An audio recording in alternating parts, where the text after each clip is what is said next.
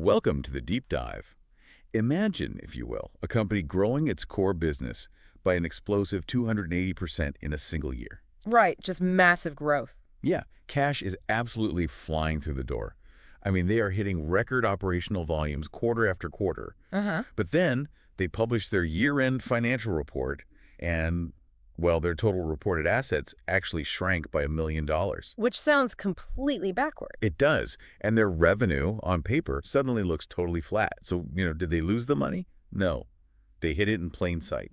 It really is the ultimate paradox in corporate finance. You look at those headline numbers and it seems like the company just hit a brick wall. Exactly. But when you actually look at the underlying mechanics, it's a masterclass in strategic positioning. And that is exactly our mission today. We're unpacking this fascinating puzzle using the 2025 end-of-year update for Luminar Media Group. Ticker symbol LRGR. Right, LRGR, and its core operating brand, Fortune. We've got a pretty thick stack of sources to go through today. Oh, yeah, we do. We're pulling from their 10K file today, their Q1 through Q3 financials, and some absolutely critical press releases from earlier this year. Specifically those March 11th and March 13th updates. Yes, exactly. So if you've ever wondered how accounting rules can be used to intentionally obscure a company's real-world momentum, this is going to give you a major aha moment. The tension here is really between retail investors who generally just want to see, flashy top-line growth. Sure, they want the stock price to go up today. Right. And institutional lenders who demand strict, unapologetic compliance with accounting rules.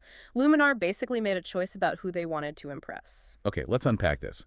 Because before we get into the complex accounting math and, the asset reductions, we have to establish the raw operational reality. Right, the actual money moving around. Yeah, the business itself is booming. Yeah. To understand the reality on the ground, we have to look at the January 20th preliminary metrics for Fortune. And just for context, they operate a revenue-based financing platform for small and medium-sized businesses. Right, and their operational volume in that regard is staggering right now. I mean, They reported a record $12.3 million in gross funding volume for 2025. Which is, it's up more than 280% from 2024. That is a massive acceleration. It really is. And, we aren't just looking at early year momentum that fizzled out later on. No, not at all. The fourth quarter of 2025 alone saw $3.9 million in gross funding volume. Wow.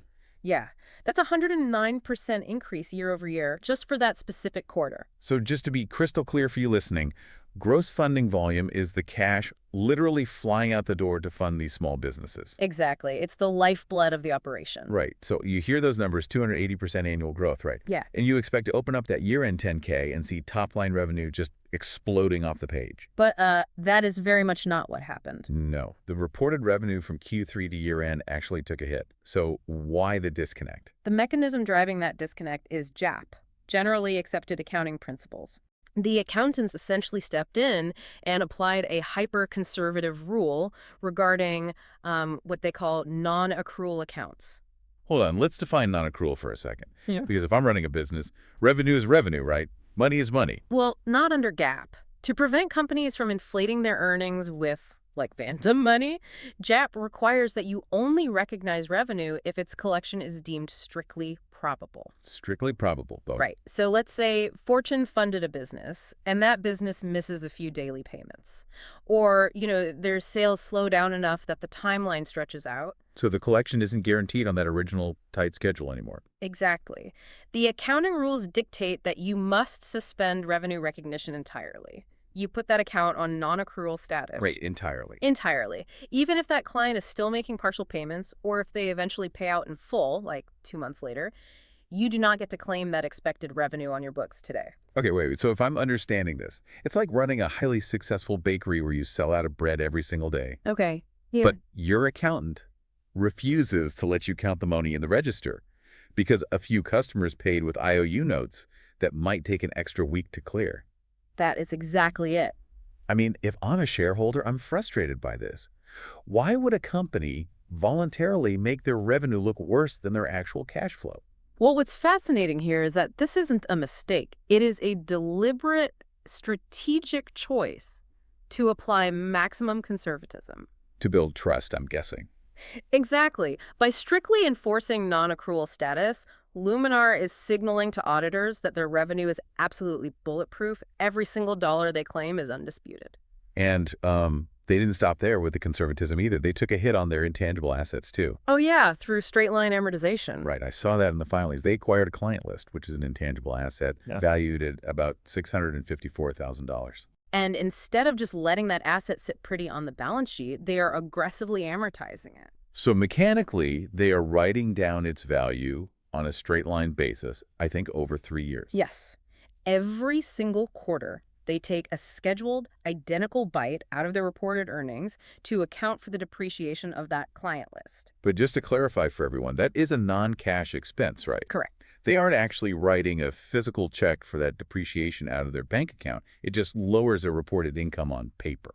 It is entirely on paper, but again, it suppresses the headline numbers. It makes the income statement look lighter than the actual cash velocity suggests. Okay, so they've taken the pain on the income statement, but it goes deeper than that. Much deeper. This extreme accounting conservatism also shrank their total assets. Yeah. If we move from the income statement over to the balance sheet, we can see exactly where the money went. Yeah, if you look at the 10K, the total assets saw a big reduction. It moved from approximately $7.4 million at the end of Q3 down to roughly $6.47 million by year end. Which is a near $1 million drop in assets. Right. Which frankly looks terrifying if you're just skimming a stock screener on your phone. Oh, it looks terrible on the surface. But when you analyze the mechanisms driving this reduction, it's incredibly bullish. Because a smaller asset number actually indicates a healthier company in this specific context. Exactly. It's a strategic revaluation of gross advances and cash deployment for one specific goal: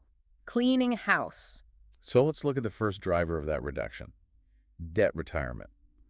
Luminar deployed, $479,082 of internally generated cash flows to pay down debt. Yeah, they used their own operational cash to kill off liabilities instead of hoarding it to inflate their asset column. And we have to look closely at what kind of debt they were killing off, right? Yes, according to their press releases, they reached a comprehensive settlement to clear out all the 1-cent legacy convertible notes. Why is that specific type of debt, those convertible notes, so crucial to get rid of? Well, convertible notes, especially legacy notes in the microcap space, are generally considered toxic debt.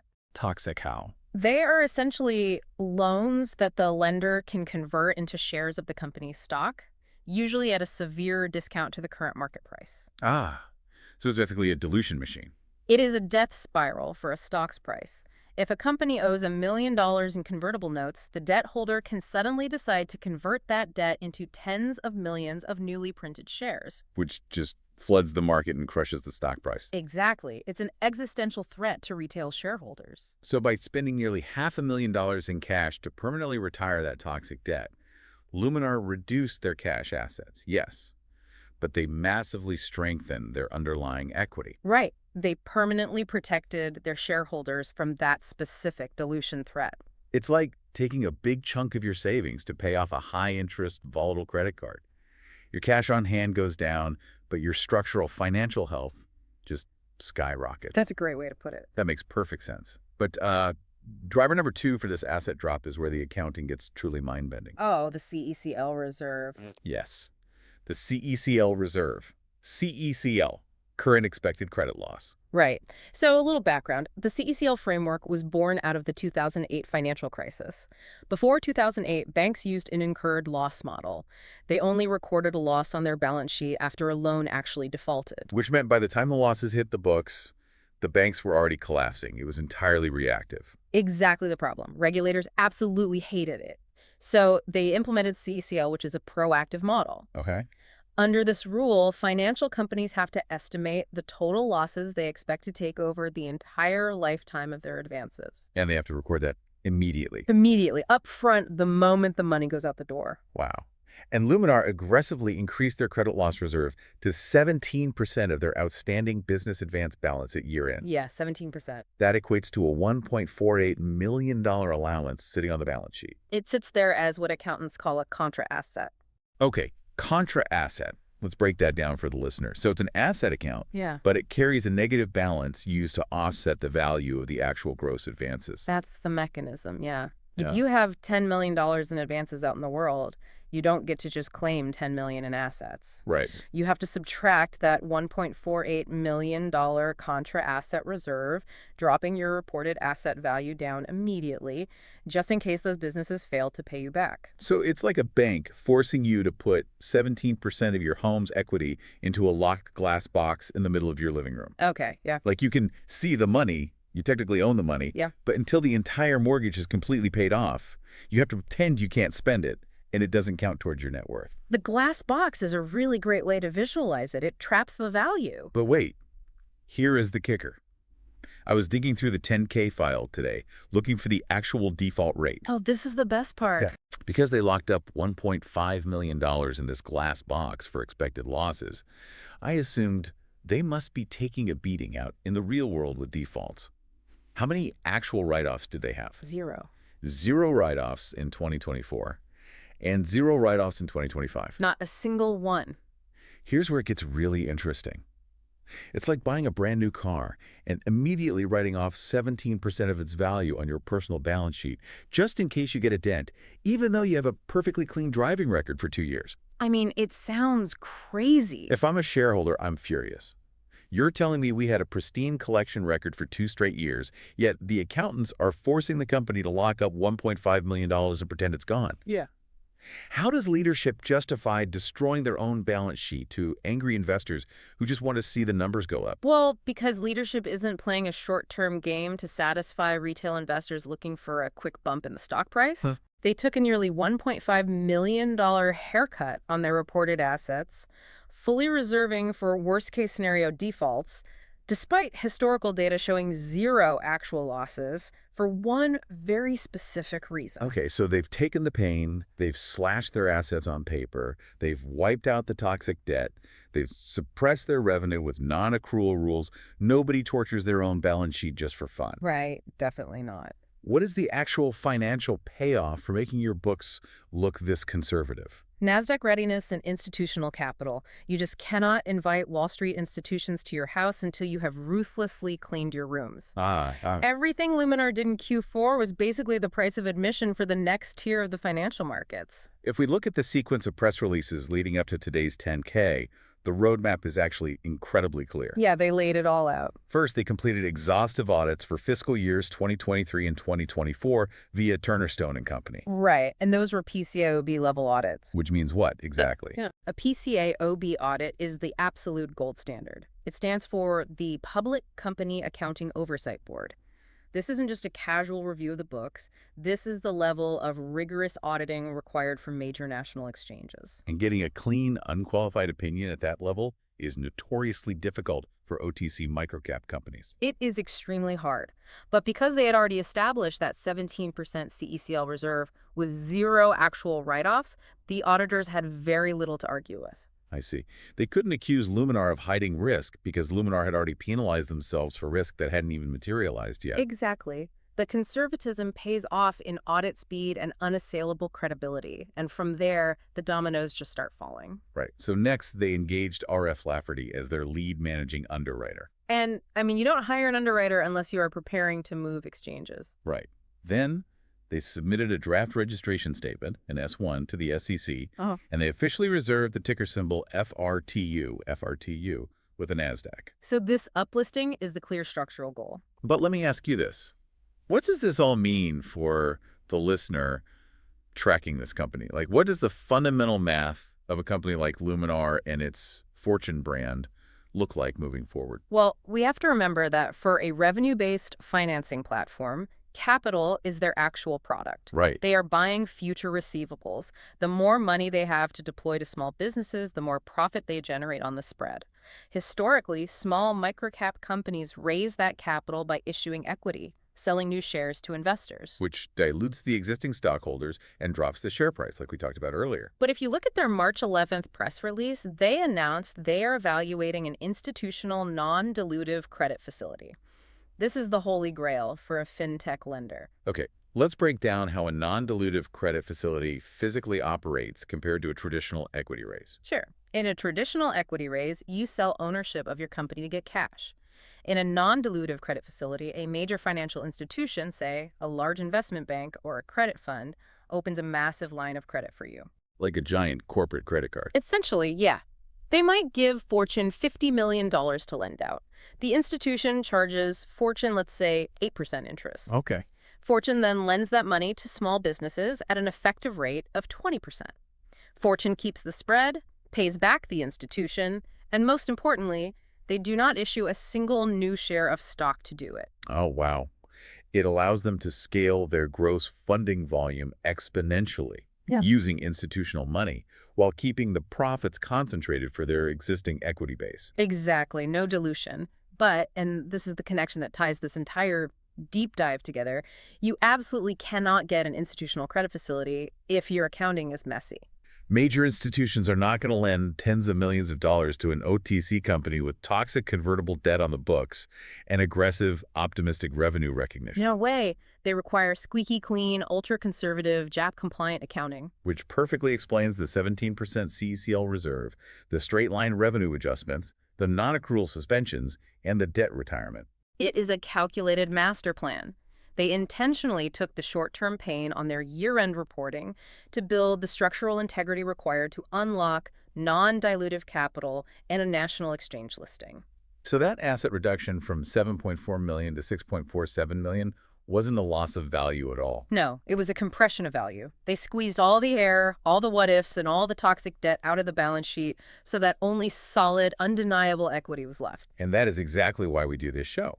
Because it proves that headline numbers can so often hide a much stronger operational reality. Absolutely. If you just glanced at a stock screener today, you might see assets down, or revenue taking a hit in Q4, and you might just walk away. Which would be a mistake. Right. But when you dive into the sources, you see the record $12.3 million in funding volume. You see the internal cash being used to permanently retire toxic debt. Yep. And you see a runway completely cleared for a Nasdaq uplisting and institutional credit. They successfully traded vanity metrics for long-term structural integrity. It really is one of the most disciplined corporate cleanups you will ever see in this space. And it sets up a very interesting dynamic moving forward. Speaking of moving forward, we're going to leave you, the listener, with this final provocative thought to mull over, something that looks beyond the accounting and into the core of their business model. Yeah, think about this. Fortune is achieving a 0% default rate over the last 2 years in a macroeconomic environment where traditional banks are actually seeing small business defaults spike. That is wild. Right. What does that say about their internal vetting algorithm? As they scale with this new institutional credit facility, the real secret sauce might not even be their squeaky clean accounting. It might be their AI and underwriting technology. If Luminar has reserved 17% of their business advances as expected losses, but they continue to experience zero actual write-offs in the real world, what happens to all that hidden value on the balance sheet when those advances inevitably pay out in full? Oh. Keep an eye on those future earnings reports. If they can deploy institutional millions while maintaining that zero loss ratio, the margins become explosive. It's one thing to have the cash. It's another to know exactly who to give it to. Exactly. That is a fascinating point to end on. Thank you for joining us on this deep dive into the real mechanics of corporate finance. We hope this masterclass helps you read between the lines of the next 10K you come across. Until next time.